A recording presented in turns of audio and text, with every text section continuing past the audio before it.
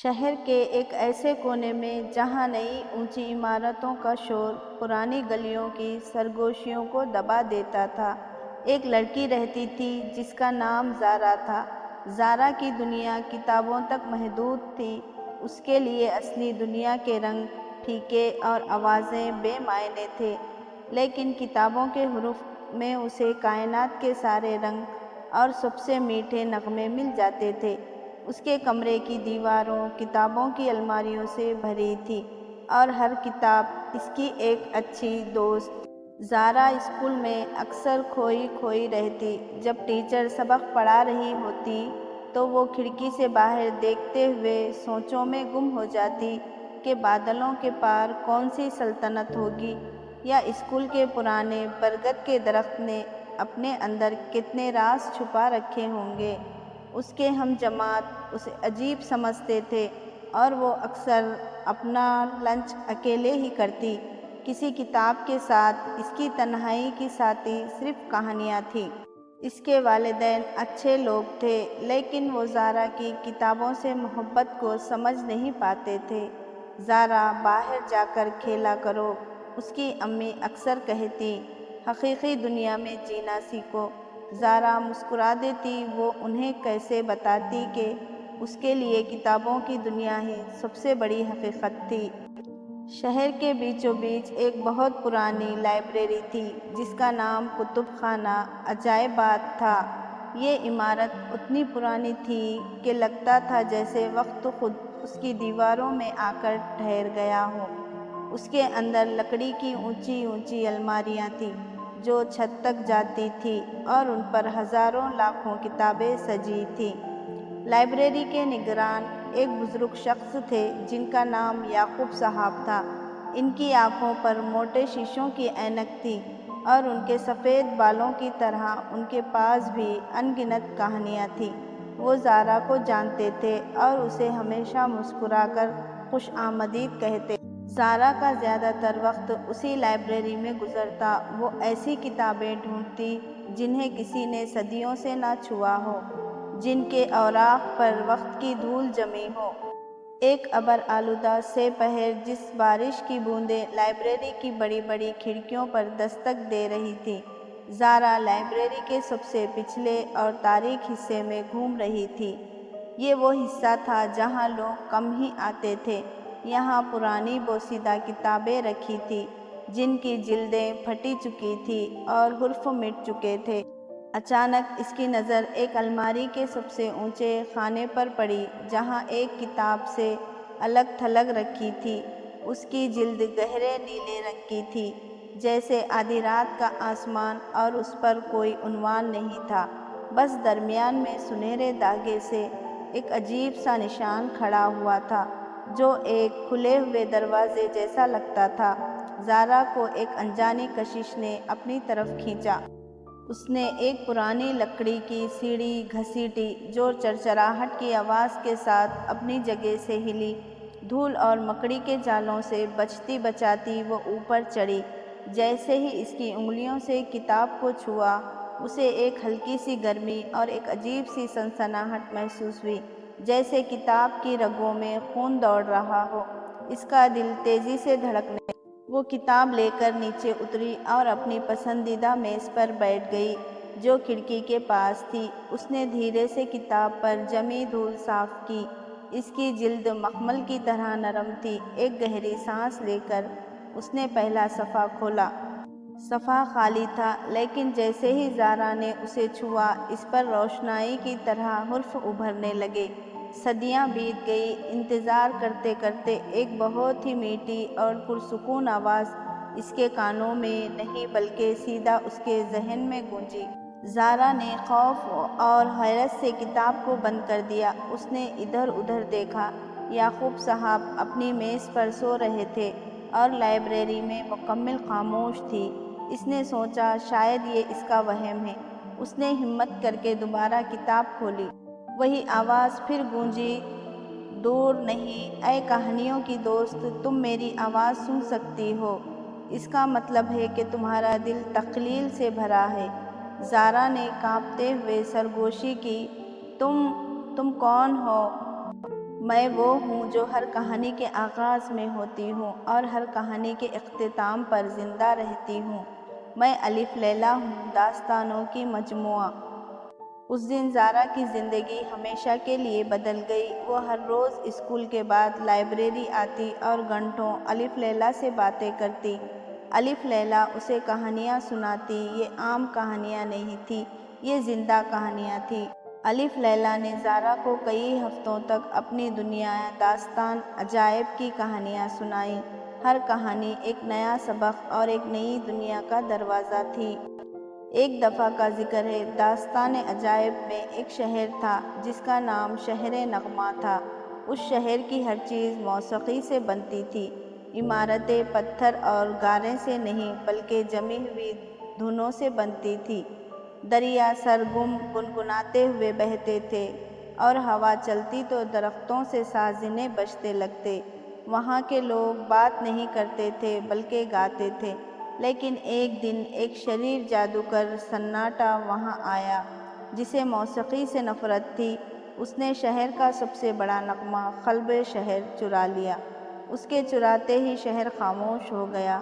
عمارتیں ٹوٹنے لگی، دریا سوکھ گئے اور لوگ ہنسنا اور گانا بھول گئے۔ پھر الف لیلا نے زارا کو وادی رنگ کی کہانی سنائی۔ یہ ایک ایسی وادی تھی جہاں رنگ پیدا ہوتے تھے۔ وہاں ایک حوض خزاں کا جھرنا تھا جس سے دنیا کے تمام رنگ بہتے تھے۔ وادی کے لوگ جنہیں رنگ ساز کہا جاتا تھا، ان رنگوں کو پکڑ کر تتلیوں کے پروں پر، پھولوں کی پتیوں پر اور آسمان پر بکھیرتے تھے۔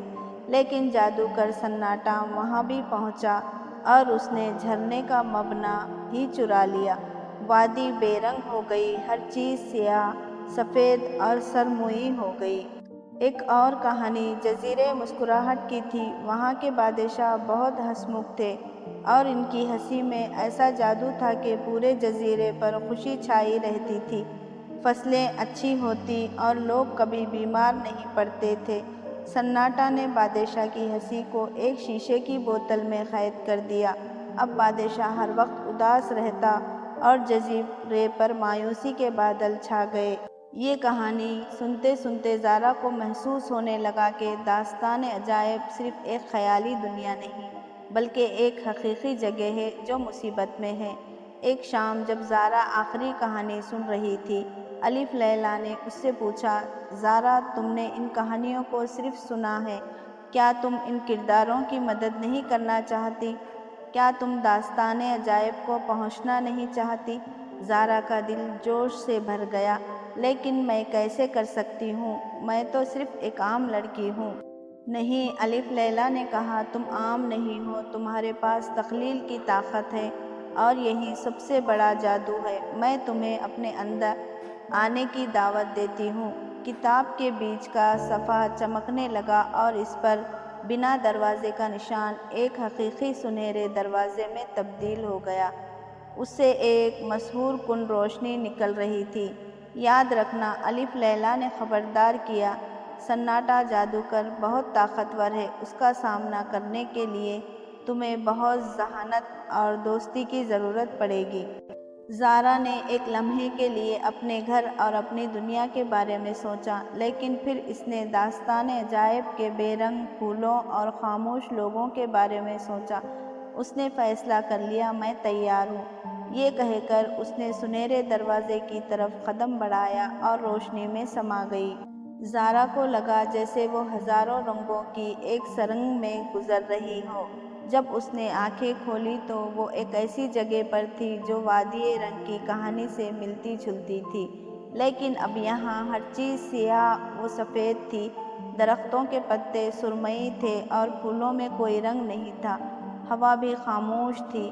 ہمیں سب سے پہلے شہر نغمہ جانا ہوگا، الف لیلا کی آواز اس کے ذہن میں گونجی۔ سفر کے آغاز میں ہی اس کی ملاقات ایک نوجوان لڑکے سے ہوئی جس کے بال بکھرے ہوئے تھے اور کپڑوں پر تیل کے دھبے تھے۔ اس کے پاس ایک عجیب سی مشینی مخلوق تھی جو ایک پرندہ جیسی دکھتی تھی، لیکن اس کے پر پیتل کے تھے۔ تم کون ہو؟ لڑکے نے مشکوک نظروں سے پوچھا۔ میرا نام زارا ہے، میں کیل ہوں، لڑکے نے جواب دیا، اور یہ میرا گیت پنچھی ہے۔ یہ گاتا تھا تو اڑتا تھا، لیکن جب سے شہر خاموش ہوا ہے یہ بھی چپ ہو گیا ہے اور اب اڑ نہیں سکتا۔ زارا نے کیل کو اپنی مقصد کے بارے میں بتایا۔ کیل کی آنکھوں میں ایک امید کی چمک جاگی۔ اگر تم شہر کا نغمہ واپس لا سکو تو شاید میرا گیت پنچھی پھر سے اڑ سکے، میں تمہاری مدد کروں گا۔ دونوں نے مل کر شہر نغمے کی طرف سفر شروع کیا۔ راستے میں وہ ایک ایسے جنگل سے گزرے جہاں درخت گنگنانے کی بجائے آہیں بھر رہے تھے۔ وہاں ان کی ملاقات ایک لڑکی سے ہوئی جس کا نام لینا تھا۔ لینا جنگل کی محافظ تھی اور جانوروں اور پودوں کی زبان سمجھتی تھی۔ لینا نے بتایا، جادوگر سناٹا نے جنگل کی روح، زندگی کا گیت چرا لیا ہے۔ اب جانور اداس ہیں اور پودے مرجھا رہے ہیں۔ لینا بھی ان کے ساتھ شامل ہو گئی، اس امید پر کہ وہ اپنے جنگل کو بچا سکے گی۔ اب یہ تینوں دوست مل کر سفر کر رہے تھے۔ زارا کے پاس کہانیوں کا علم تھا، کیل کے پاس مشینیں بنانے اور مرمت کرنے کی مہارت تھی، اور لینا قدرت کے راز جانتی تھی۔ جب وہ شہر نغمہ پہنچی تو وہاں موت کا سا سناٹا تھا۔ عمارتیں خستہ حال تھیں اور لوگ خالی آنکھوں سے ایک دوسرے کو دیکھتے تھے۔ شہر کے بیچوں بیچ ایک بلند مینار تھا جہاں قلب شہر رکھا جاتا تھا۔ سناٹا نے اس کے گرد ایک جادوئی خاموشی کا حصار باندھ دیا تھا، کوئی بھی اس کے قریب جاتا تو اپنی آواز کھو دیتا۔ زارا کو الف لیلا کی ایک کہانی یاد آئی جس میں ذکر تھا کہ خاموشی کو صرف یادوں کی سرگوشیوں سے توڑا جا سکتا ہے۔ اس نے شہر کے بزرگوں سے بات کی اور ان سے شہر کے پرانے نغموں کے بارے میں پوچھا۔ شروع میں انہیں کچھ یاد نہیں آیا، لیکن زارا کی حوصلہ افزائی پر انہوں نے دھیرے دھیرے وہ دھنیں یاد کرنا شروع کیے جو وہ بھول چکے تھے۔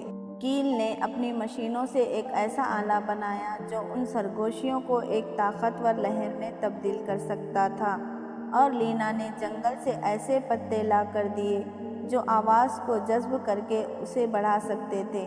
تینوں نے مل کر مینار کے گرد کھڑے ہو کر شہر کے پرانے گیت گنگنانا شروع کیے۔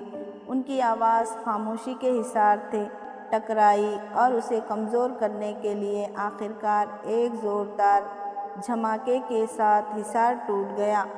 قلب شہر جو ایک چمکتے ہوئے کرسٹل کی شکل میں تھا آزاد ہو گیا۔ اس سے ایک خوبصورت دھن نکلی اور پورے شہر میں پھیل گئی۔ عمارتیں پھر سے مضبوط ہو گئی، دریا بہنے لگے اور لوگوں کے چہروں پر مسکراہٹ آ گئی۔ کیل کا گیت پنچھی بھی چہچہانے لگا اور فضا میں بلند ہو گیا۔ ان کی اگلی منزل وادی رنگ تھی۔ یہ وادی اب ایک بے جان صحرا کی طرح لگ رہی تھی۔ قوس قزح کا جھرنا سوکھ چکا تھا۔ الف لیلا نے بتایا تھا کہ جھرنے کا منبع رنگوں کا بیج سناٹا نے ایک غار میں چھپا دیا ہے جس کی حفاظت شیشے کے مکڑے کرتے تھے۔ لینا نے بتایا کہ شیشے کے مکڑے روشنی سے ڈرتے ہیں۔ کیل نے فوراً کچھ چمکدار دھاتوں اور عدسوں کی مدد سے ایک ایسی معشل تیار کی جو سورج کی روشنی کو کئی گنا بڑھا سکتی تھی۔ زارا نے ایک پرانی کہانی سے سیکھا تھا کہ مکڑوں کو پھیلنا پسند ہے۔ جب وہ غار میں داخل ہوئے تو ہزاروں شیشے کے مکڑوں نے انہیں گھیر لیا۔ کیل کی مشال نے انہیں دور رکھا، لیکن آگے جانے کا راستہ مکڑوں کی ملکہ نے روک رکھا تھا۔ آگے جانا ہے تو میری 3 پہیلیوں کا جواب دو، ملکہ نے اپنی کرخت آواز میں کہا۔ زارا نے ہمت سے کام لیا اور الف لیلا سے سیکھی ہوئی ذہانت کا استعمال کرتے ہوئے تینوں پہیلیوں کا صحیح جواب دیا۔ ملکہ نے خوش ہو کر انہیں راستہ دے دیا۔ انہوں نے رنگوں کا بیج اٹھایا اور اسے سوکھے جھرنے میں بو دیا۔ فوراً ہی جھرنے سے رنگوں کی پھوار بہنے لگی اور پوری وادی پھر سے رنگین ہو گئی۔ اب ان کی آخری منزل سناٹا کا قلعہ تھا جو کوہ خاموش کی چوٹی پر بنا ہوا تھا۔ قلعے کے اندر انہوں نے سناٹا کو دیکھا۔ وہ ایک اونچے تخت پر بیٹھا تھا اور اس کے سامنے شیشے کی ایک بوتل میں بادشاہ کی ہنسی قید تھی۔ سناٹا ایک لمبا کمزور شخص تھا جس کی آنکھوں میں گہری اداسی تھی۔ تو آخر تم لوگ پہنچ ہی گئے، سناٹا نے سرد لہجے میں کہا۔ تمہیں کیا لگتا ہے تم لوگ مجھے ہرا دو گے؟ میں نے اس دنیا سے تمام فضول چیزیں ختم کر دی ہیں، شور، غیر ضروری رنگ اور جھوٹی ہنسی۔ زارا نے آگے بڑھ کر کہا، یہ چیزیں فضول نہیں ہیں، یہی زندگی ہے۔ کہانیاں، گیت، رنگ اور ہنسی ہمیں امید دیتی ہے۔ امید، سناٹا چیخا، امید ہی ہے سب سے بڑا دھوکہ ہے۔ پھر اس نے اپنی کہانی سنائی۔ وہ ایک ایسا شہزادہ تھا جسے بچپن سے ہی تخیل اور کہانیوں سے دور رکھا گیا تھا۔ اسے سکھایا گیا تھا کہ صرف منطق اور حقیقت ہی اہم ہے۔ ایک بار اس نے ایک کہانی پر یقین کر کے اپنے سلطنت کو بچانے کی کوشش کی، لیکن وہ ناکام رہا اور سب نے اس کا مذاق اڑایا۔ اس دن اس نے کہانیوں اور ان سے جڑی ہر خوبصورت چیز سے نفرت کرنا شروع کر دی۔ زارا کو اس پر غصے کے بجائے ترس آیا۔ اس نے سمجھ لیا کہ سناٹا برا نہیں بلکہ دکھی ہے۔ اس نے کہا، تم غلط کہانی پر یقین کرتے رہے۔ ہر کہانی کا مقصد جیتنا نہیں ہوتا۔ کچھ کہانیاں ہمیں ہار کر پھر سے اٹھنا سکھاتی ہے۔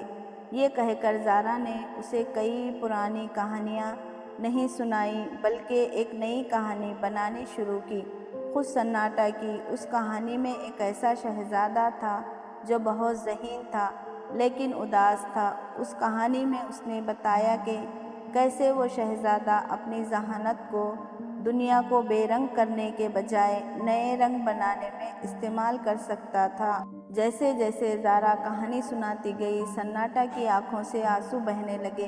کیل اور لینا بھی اس کے قریب آ گئے۔ انہوں نے اسے بتایا کہ اس کی طاقت کو تباہی کے لیے نہیں بلکہ تخلیق کے لیے استعمال کیا جا سکتا تھا۔ زارا کی کہانی نے وہ کام کیا جو کوئی تلوار نہیں کر سکتی تھی۔ اس نے سناٹا کے پتھر دل کو پگھلا دیا۔ اس نے روتے ہوئے ہنسی والی بوتل زارا کو دے دی۔ جیسے ہی زارا نے بوتل کھولی، ایک قہقہہ گونجا اور پورے قلعے میں پھیل گیا۔ جزیرہ مسکراہٹ پر بادشاہ نے ہنسنا شروع کر دیا اور ہر طرف خوشی کی لہر دوڑ گئی۔ سناٹا اب شریر جادوگر نہیں رہا۔ اس نے وعدہ کیا کہ وہ اپنی طاقت سے داستان عجائب کو مزید خوبصورت بنائے گا۔ زارا، کیل اور لینا نے مل کر داستان عجائب کو بچا لیا تھا۔ اب الوداع کا وقت تھا۔ تینوں دوستوں نے ایک دوسرے کو گلے لگایا اور ہمیشہ دوست رہنے کا وعدہ کیا۔ الف لیلا نے زارا کے سامنے پھر سے وہ سنہرا دروازہ کھول دیا۔ تم نے ثابت کر دیا کہ سب سے بڑا جادو ہمت اور ہمدردی ہے، الف لیلا نے کہا۔ زارا نے آخری بار اس خوبصورت دنیا کو دیکھا اور دروازے سے گزر کر واپس لائبریری میں آ گئی۔ وہ اپنی میز پر بیٹھی تھی۔ بارش رک چکی تھی اور کھڑکی سے سورج کی روشنی اندر آ رہی تھی۔ اسے لگا جیسے وہ صرف چند منٹوں کے لیے کہیں گئی تھی، لیکن اس نے اپنے دل میں ایک پوری زندگی کا سفر طے کیا تھا۔ بولنے والی کتاب اب خاموش تھی۔ اس کی جلد پر بنا دروازے کا نشان مدھم پڑ چکا تھا۔ زارا سمجھ گئی کہ کتاب کا جادو اب اس کے اندر منتقل ہو چکا ہے۔ اس نے کتاب کو احترام سے اٹھایا اور واپس اس الماری میں رکھ دیا۔ جب وہ لائبریری سے باہر نکلی تو اس نے اپنی دنیا پہلی بار مختلف لگی۔ اسے ہوا کے چلنے میں موسیقی سنائی دیتی اور عمارتوں کے رنگ زیادہ چمکدار لگے اور لوگوں کے چہروں پر مسکراہٹیں نظر آئیں۔ وہ اب صرف کہانیاں پڑھنے والی زارا نہیں تھی بلکہ کہانیاں بنانے والی زارا بن چکی تھی۔ اس نے سیکھ لیا تھا کہ اصلی جادو کتابوں میں نہیں بلکہ ان لوگوں کے دلوں میں ہوتا ہے جو ان پر یقین کرتے ہیں۔ اور اس دن کے بعد اس نے اپنی زندگی کو ایک خوبصورت اور نہ ختم ہونے والی کہانیاں بنا دیا۔